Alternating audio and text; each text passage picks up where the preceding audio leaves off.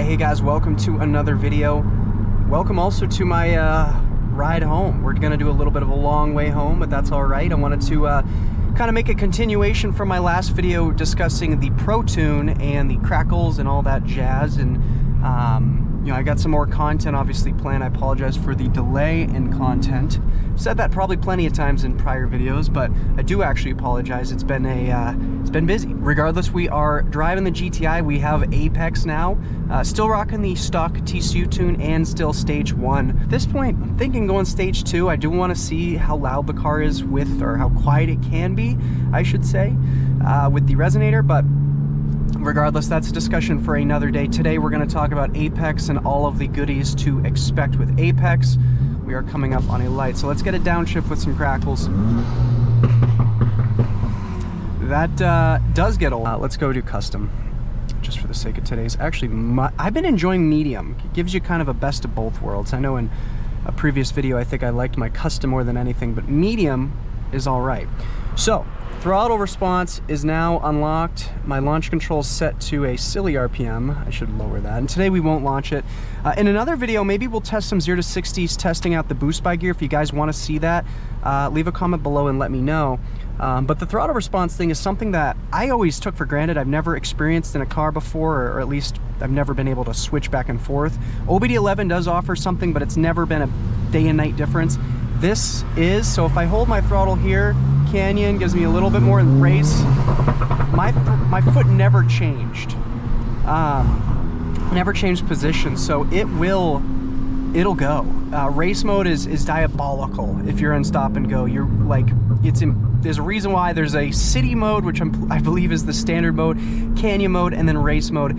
It's just so touchy in race, which is what you want. I mean, that's ultimately going to get you the best performance if you're taking an autocross day. I would say autocross would be the best scenario for it, or maybe a really windy, twisty road. But I personally like kind of having the full pedal feel and that amount of travel. It just makes me feel a little bit more connected with the car and less like it's going to just go, you know, because it doesn't feel any faster.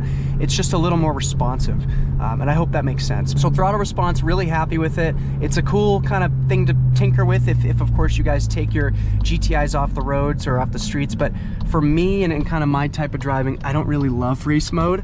But if I ever went autocross, it would only be in race mode for throttle. I think that's the best way to be competitive with it. That is, you know, the throttle. Now we'll go to traction. So this car, before any boost by gear, and I leave it. I usually kind of play around with the modes and I go back and forth and try a different setting and try that, try this. For the boost by gear, I actually been leaving it with my current settings, and these are my settings, I guess you could say. So first gear, 73% boost. It only goes down to 55%, so I don't know what the math would be. I don't know how much power torque it'd be making with first at its peak boost setting, or at least at 73%. And then second gear, just to give second a little bit more kind of chance to hook, I dropped that down to 91%. Third gear, I really don't spin much. I'm rocking, I believe, a 235 tire. I believe 235, 19, 35, or whatever the order is.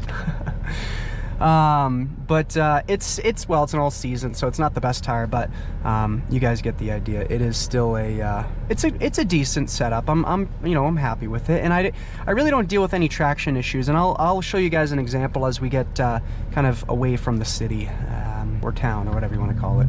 Those who are watching who live in a city will laugh at me for calling Dover, New Hampshire a city. It is not, but it is it's a cute little town, and there's stuff to do, I suppose. Another cool feature, I guess so that's really that. The build, that's the same as before, I'm pretty sure, so no surprise there. But as you guys know, we have launch control, we have sitting launch control, but we also have rolling anti-lag, which is a very freaking cool feature. It's something that I've never had before in any of my cars. Not the GTI, not the Golf R, and certainly not the RS3. So again, it's really cool to have it in this car. Funny enough, it's my daily, and this car I believe has more tuning features than my race car. So riddle me that. Oh, there's a cop back there. I was gonna do a little rolling anti-lag for sound for you guys so you get an idea, but it's pretty cool. You know, it's something you kind of have to get really used to. It's a weird feeling. because it feels like it's wrong. It feels like you're, if anything, doing damage to the car. But for my DSG viewers, and I would speak to the manual guys, I assume it's pretty much the same. I want to say it's the same, but regardless, Mk8 GTI Golf R. Although, let me just say, Mk8 GTI, I can't speak for the Golf R either, so I'm pretty sure it's all the same, but I just don't know. So essentially, the first step you want to do to engage your rolling anti-lag is you want to turn off your I guess your cruise control. I usually like to have mine on all the time so I don't have to remind myself of the mileage of the car. If you guys are like me, you're also out of your mind, and it's a perfectly fine way to be. So if you turn off your cruise control, you put your car in its manual setting, because I don't think it'll work in Sport Auto. You hold down your set. That's it. And again, here's the nice thing about rolling anti-lag. You don't actually have to commit. If you decide you're not going to go through with your rolling anti-lag launch, you can just let off the throttle and the button and you can go. And here's an example of the tire spinning that this thing doesn't do too much anymore. It was a little bit of slip. It's just enough slip. It's a 76-degree day. Got a lot of dogs out today. That is a cute dog. Adorable. All right, so guys, we'll wait for this guy because you never know, he might pull out. Let's give it, let's go a little further down.